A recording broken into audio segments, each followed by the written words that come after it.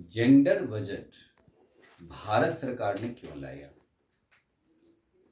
इसका उद्देश्य क्या था और जेंडर बजट से देश को लाभ क्या होगा। भारत में सबल लोकतांत्रिक विचार को लाने की दृष्टि से जेंडर बजट कहां तक भूमिका निभा सकता है, इस दिशा में सरकार के द्वारा उठाए गए कदमों पर चर्चा करें। या दूसरा मॉडल में आधी आबादी को सशक्त कैसे किया जा सकता है, जेंडर बजट के द्वारा इसे समझावें। बता गया भारत सरकार के बजट में जेंडर बजट यह बताता है कि महिला सशक्तिकरण के दिशा में कदम सरकार द्वारा उठाए गए प्रयासों की समीक्षा करें। इस प्रकार की क्वेश्चन बात रहेगी। तो जेंडर बजट जब दिया जाए तो पहले जेंडर बजट में आइए। ये महिला को सशक्त करने के लिए जेंडर बजट मनमोहन सरकार ने 2005-06 में लाया और उस सरकार के वित्त मंत्री ने सबसे पहले इस बजट को चिदम्बरम साहब ने प्रस्तुत किया, पी चिदम्बरम। वर्तमान में नरेंद्र मोदी की सरकार की वित्त मंत्री श्रीमती सीता निर्मला रमन इस बजट को लाई।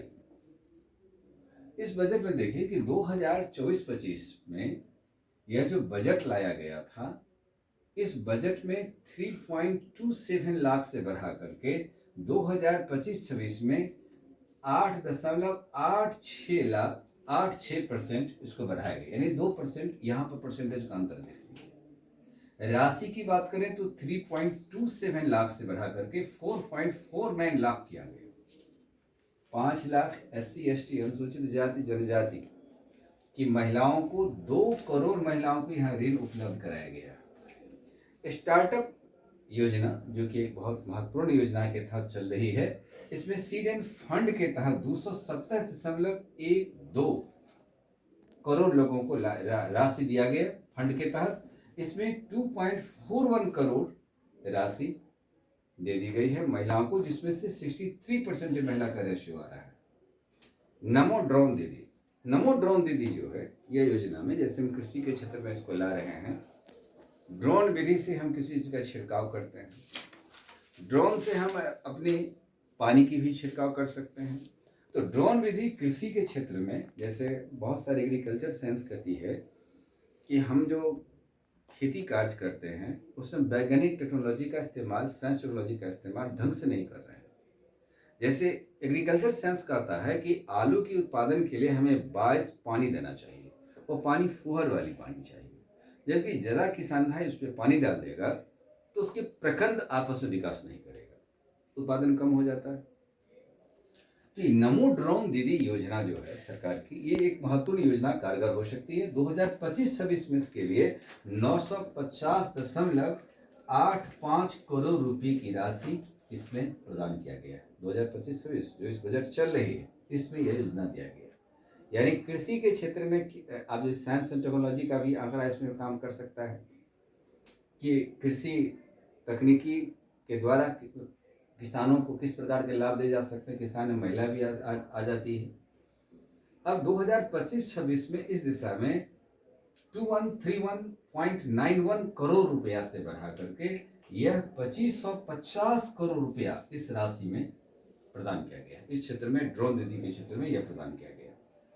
राष्ट्रीय ग्रामीण आजीविका मिशन के तहत 2024-25 में 15.047 करोड़ रुपया दिया गया था। 2025 से बढ़ा करके 19.005 करोड़ रुपया दिया गया।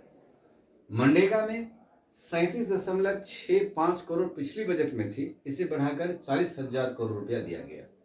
आंगनबाड़ी जो कि महिला और बच्चों की वित्त पोषण से रिलेटेड है, बहुत सारी महिलाएं ऐसे भी हैं कि कुपोषित बच्चे को जन्म ना दें, इस स्थिति से निपटने के लिए आंगनबाड़ी में 450.98 करोड़ ये राशि आवंटित की गई है। अब इसमें 8 करोड़ बच्चे और 1 करोड़ गर्भवती महिलाओं को पोषित करने की सरकार ने इसमें योजना रखा है। यह एक महिला को आत्मनिर्भरता दिशा में बढ़ाने की कार्य। अब यदि सरकार की पूर्व की योजना और नीतियां को लेकर के देखें कि जन कल्याण की दिशा में लोकतांत्रिक धारा बढ़ाने के लिए कैसे सरकार काम कर रही है, तो फिर महिलाओं के उस आंकड़े को भी दिखाइए कि पूरी बजट के साथ जब लागू हुई। जैसे सरकार ने बेटी बचाओ बेटी पढ़ाओ योजना लाई, तो बेटी बचाओ, भ्रूण हत्या हो रही थी, भ्रूण हत्या को रोकने के लिए सरकार ने योजना का अभियान चलाया, एक स्लोगन दिया जो हरियाणा से चला और पूरे भारत में इसका प्रचारित प्रसारित हुआ। 2015, 14-15 की जो आंकड़े आए, कि 2021 की जनगणना के आंकड़े अभी तक आए नहीं हैं, लेकिन 2014-15 में एक आंकड़ा था कि 918 लिंगानुपात, अब उस बढ़ाकर 2022-23 में 933 आ गई। ये हमारे बिहार में योजना की बात में दिखाई गई।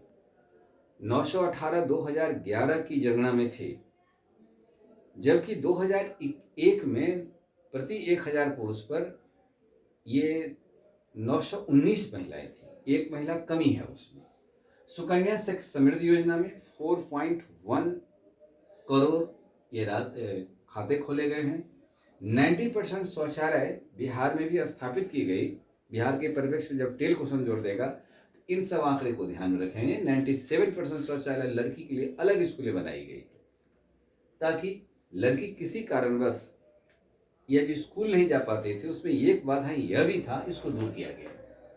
उसके बाद ये शेड्यूल का साइंस एंड टेक्नोलॉजी मेडिकल के क्षेत्र में 50% महिलाएं शिक्षा ले रही है। मुद्रा योजना में 70% महिलाओं की भागीदारी निभाई जा रही है। 34 करोड़ महिलाओं को 34 करोड़ ये जो है इस योजना से लाभान्वित अभी तक रुपये प्रदान भी कर दिए गए। अब ग्रामीण क्षेत्र में भी महिलाओं में आवास योजना में 3 करोड़ पीएम आवास योजना के तहत घर मुहैया किए गए हैं। स्वच्छ जल के तहत, क्योंकि मानव स्वास्थ्य को प्रभावित करने के लिए अभी जल की समस्या बहुत गंभीर हो गई है, जैसे बिहार में भी 33 जिला इस जल प्रदूषण का शिकार हो चुका है। इसमें आर्सेनिक की मात्रा अधिकांश जिला में बढ़ती जा रही है। स्वच्छ जल के तहत 20,476 करोड़ रुपये सरकार ये आवंटित राशि किया है। इस प्रकार जब जेंडर बजट जब लागू की गई थी 2005-06 में, तो मात्र सरकार की 9 मंत्रालय विभाग काम कर रहा था। आज यह बढ़ करके 49 मंत्रालय और विभाग इसमें संलग्न है। इसमें महिलाओं को इसमें जोड़ दिया गया। सरकार के बिहार में महिला की दिशा में जो कदम बढ़ाए गए हैं उसमें भी यदि टेल क्वेश्चन यदि जोड़ा जाता है तो महिला के क्षेत्र में अब आप इसको ऐसे जोड़ लें, क्योंकि महिला की दिशा में सरकार ने बहुत सारी कदम उठाया है। पहला बात यह है कि बिहार सरकार द्वारा क्या क्या कदम उठाया गया।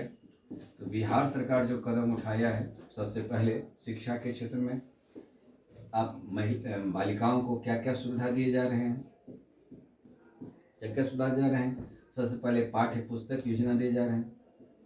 पुस्तक योजना ये आपको मिलता है जो फ्री में मिलता है, प्लस पोशाक योजना मिलता है, साइकिल योजना मिलता है, पोशाक योजना, साइकिल योजना, और साइकिल योजना के बाद मध्याह्न भोजन योजना से भी इसको जोड़ा गया है, ताकि महिलाएं बालिकाएं पूरी शिक्षा लेकर बालिका स्कूल से निकले। उसके बाद यदि आप मैट्रिक पास कर जाते हैं तो मैट्रिक पास करने के बाद मैट्रिक, इंटर और ग्रेजुएशन में भी राशि दी जाती है 10,000, इंटर में 15,000, 25,000 और स्नातक में 50,000 रुपया, और किसी भी तबके के महिलाओं को यह प्रदान किए जाते हैं। जब आप बीपीएससी यदि आप तैयारी करते हैं तो उसके बाद 50,000 रुपया पीटी पास करने में ही आ जाएगा। यूपीएससी में 1,00,000 रुपया मिलेगा। नारी सशक्तिकरण योजना के तहत यहाँ पर में यह भी देखा गया कि नारी की समस्या एक प्रकार से गंभीर हो जाती थी। लॉ एंड ऑर्डर को मेंटेन करने के लिए सरकार ने शराबबंदी योजना भी चला दिया। तो कम से कम यह सारी योजनाएं महिला के हित के लिए यह एक पोषित और संरक्षित व्यवस्था है। एक सशक्त भारत, एक सशक्त राष्ट्र का निर्माण के लिए आधी आबादी को यदि हम सशक्त कर देते हैं तो बिहार सरकार की एक सबसे बड़ी महत्वाकांक्षी योजना है, जिसमें जीविका दीदी के द्वारा भी, लखपति दीदी के द्वारा भी इस योजना को काफ़ी विकास को बल मिला है और महिला सशक्त होती हुई आगे कदम बढ़ा रही है। महिला जनधन खाते में भी राशि जमा हो रही है, उसकी खाते की संख्या भी बढ़ रही है। ये सशक्त महिला का उदाहरण प्रस्तुत करता है।